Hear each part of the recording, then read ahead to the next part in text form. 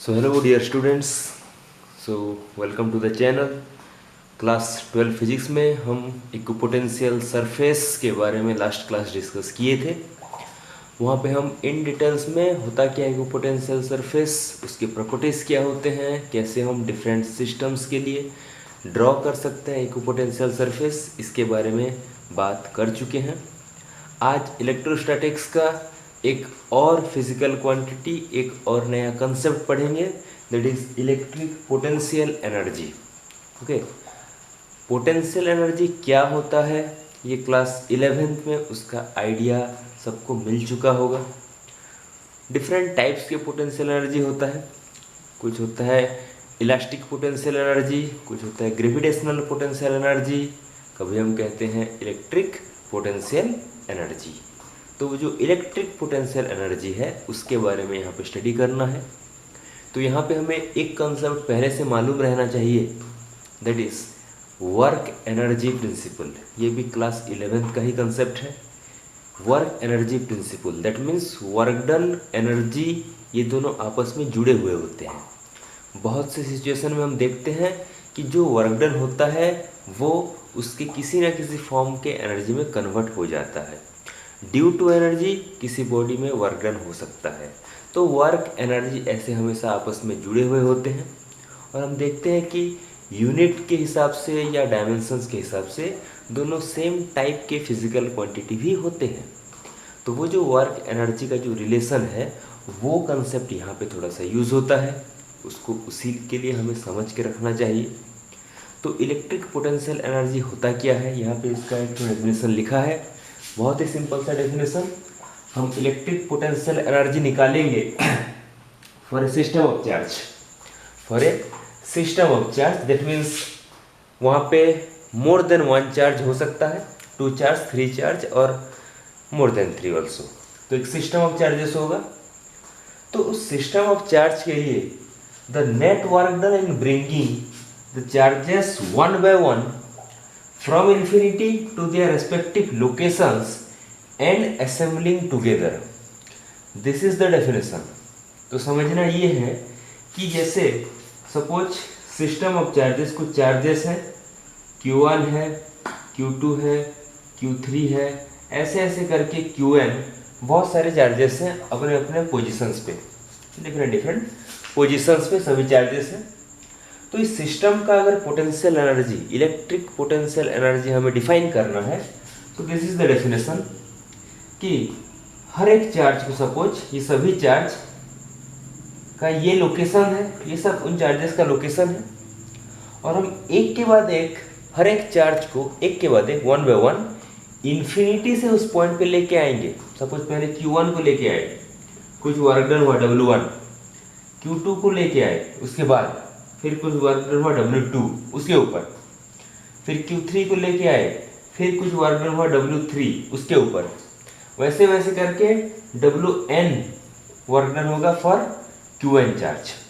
तो सभी चार्जेस के लिए इंडिविजुअली वर्क डन को निकालेंगे, सबका समेशन करेंगे, जो वर्क डन होगा वो इस पूरे सिस्टम के पोटेंशियल एनर्जी के फॉर्म में स्टोर होके रहेगा।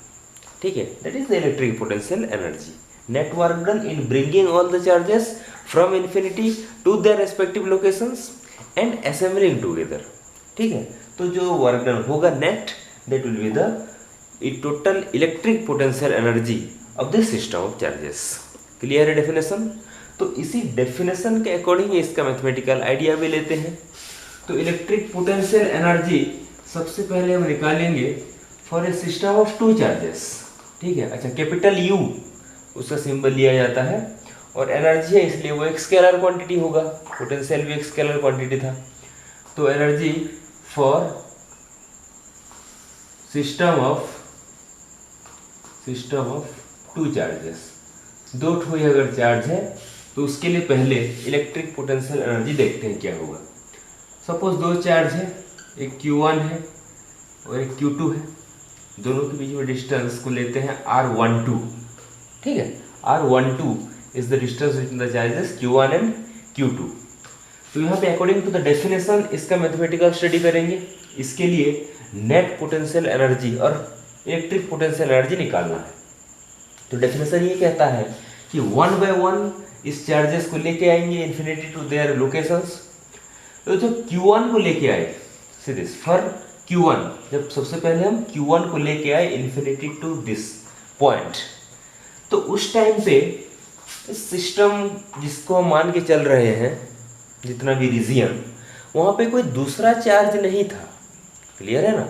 जब Q1 को लेके आए यहाँ पे, तो कोई और चार्ज नहीं था जो कि उसको अपोज करे। कोई और चार्ज होता, उसको एक फोर्स देता, उसके अगेंस्ट में वर्क डन करके वहाँ पे रखते, वो अलग बात होता। ठीक है, पर यहाँ पे कोई चार्ज था ही नहीं, इसलिए उसको आके यहाँ पे रख दिए।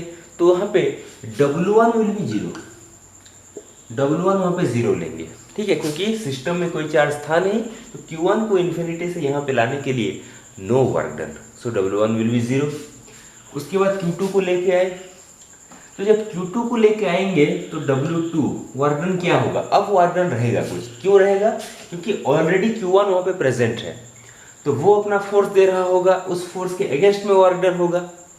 और ऑलरेडी हम पढ़ चुके हैं पोटेंशियल के अकॉर्डिंग कि ये वर्क डन होगा क्या, कि वो जो चार्ज Q2 है इनटू V क्या है? इस पॉइंट पे पोटेंशियल, इस पॉइंट पे पोटेंशियल, ये हम पढ़ चुके हैं ना।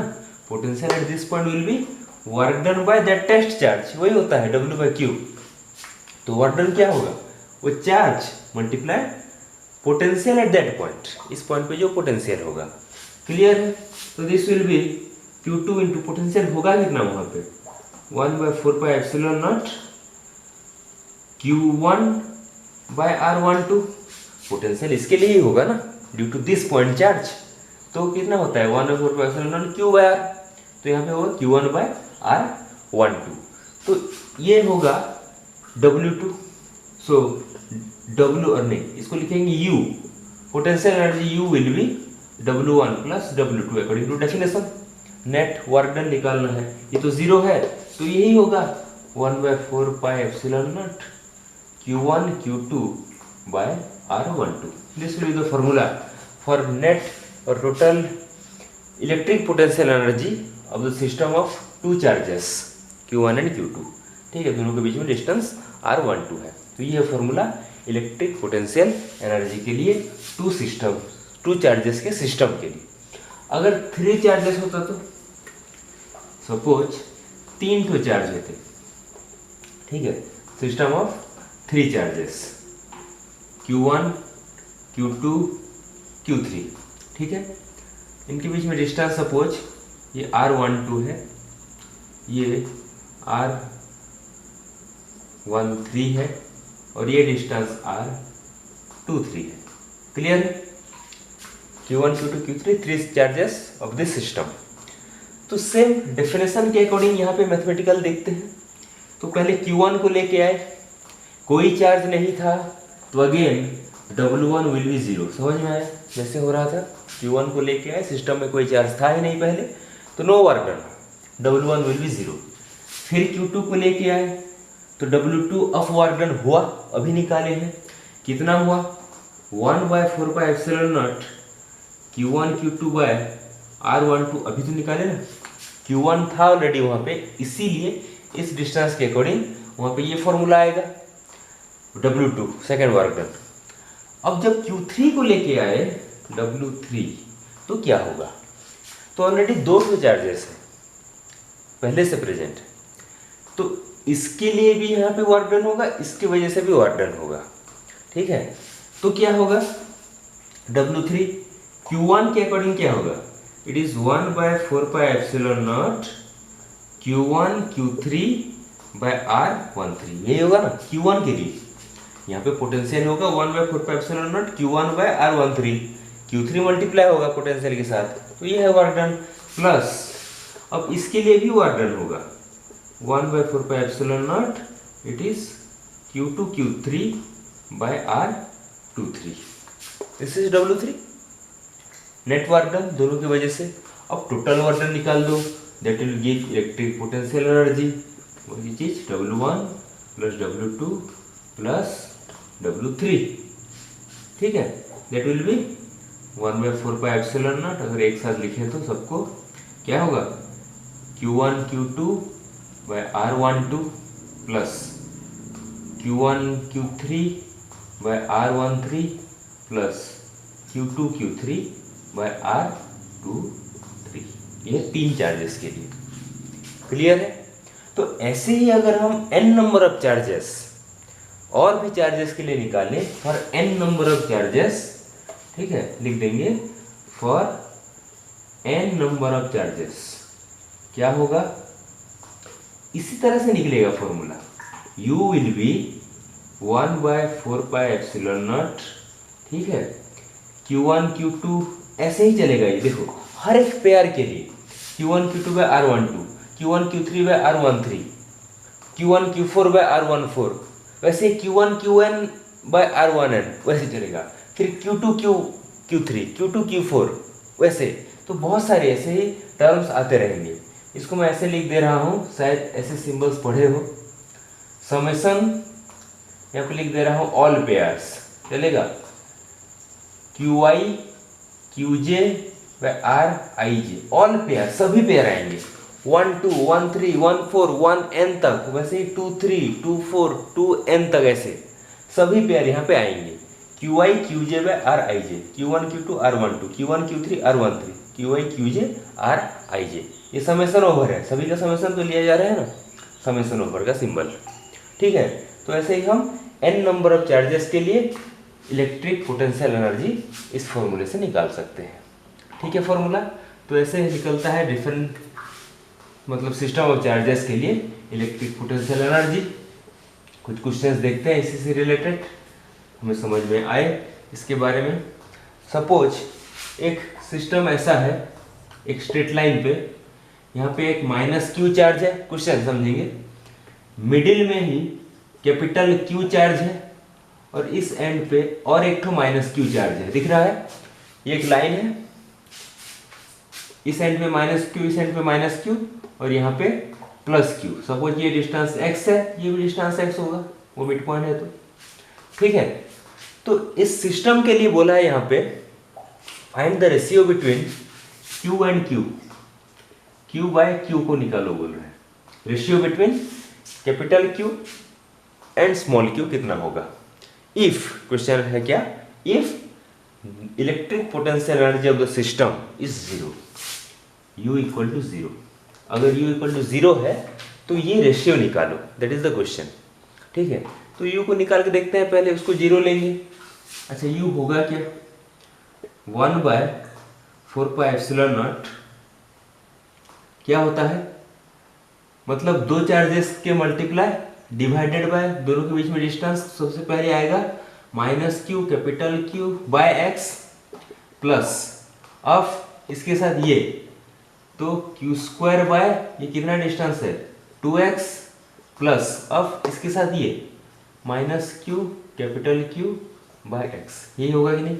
फॉर्मूला के अकॉर्डिंग हो रहा है, Q1 Q2 bye R12, Q1 Q3 bye R13, उसी के हिसाब से ये है, ठीक है, क्लियर है।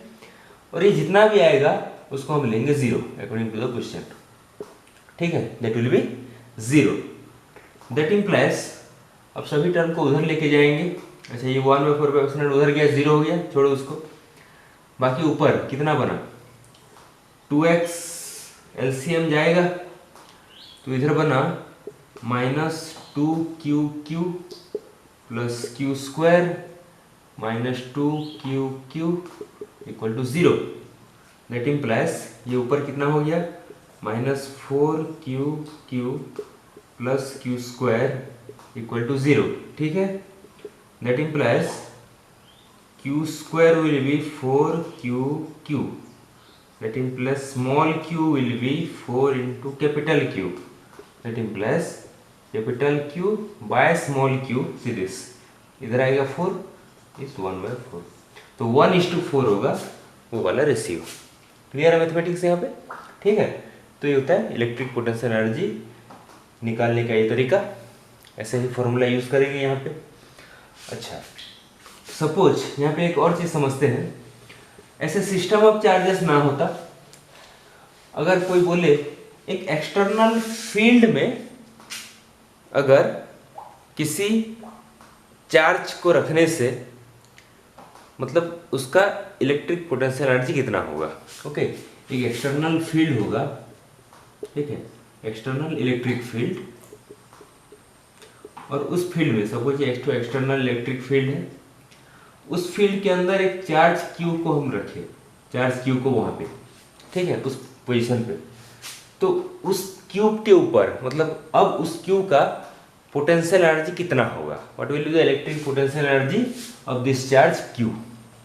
तो क्या करेंगे यहाँ पे, सपोज ये पॉइंट का नाम है पी, पॉइंट का नाम है पी, चार्ज को रखेंगे जो चार्ज का वैल्यू है क्यू, तो वर्क डन और पोटेंशियल एनर्जी क्या होगा यहाँ पे, वर्क डन उसी के हिसाब से, मतलब यहाँ पे रखने के लिए जो वर्क डन होगा, वर्क डन निकलता कैसे है, charge into potential, that means Q into potential at P, P पे जितना पोटेंशियल होगा उसके साथ किसी भी फील्ड में, फील्ड किसी भी चार्ज से बना हो, फील्ड के किसी पॉइंट पे अगर पोटेंशियल मालूम है तो उसके साथ वहां पे रखने वाले चार्ज को मल्टीप्लाई कर दो, that will give the electric potential energy of that charge at that position. ठीक है, electric potential energy of the charge at that position, charge को उस पॉइंट के पोटेंशियल के साथ मल्टीप्लाई कर दो। ठीक है ये। अच्छा, सपोज एक ऐसा है सिस्टम, हियर इट इज, एक स्क्वायर है, सी दिस, एक स्क्वायर है, ओके, नहीं दिख रहा होगा, अच्छा, एक स्क्वायर है और यहाँ पे एक प्लस क्यू चार्ज है, यहाँ पे एक प्लस क्यू चार्ज, यहाँ पे माइनस क्यू चार्ज, यहाँ पे माइनस क्यू चार्ज। ठीक है, सपोज क्वेश्चन है इसके सेंटर पे अगर एक चार्ज क्यू नॉट को रखें, एक चार्ज क्यू नॉट को रखें तो पोटेंशियल एनर्जी उसका कितना होगा। अगर क्यू नॉट चार्ज को सेंटर पे रखें तो उसके ऊपर पोटेंशियल एनर्जी क्या होगा। ठीक है, अगर ये क्वेश्चन है तो फॉर्मूला क्या कहता है कि उस चार्ज को उस पॉइंट के पोटेंशियल के साथ मल्टीप्लाई करो। तो पहले पोटेंशियल निकालते हैं V, तो V जब निकालोगे उस सेंटर पे तो क्या होगा फॉर्मूला V का, 1/4πε0।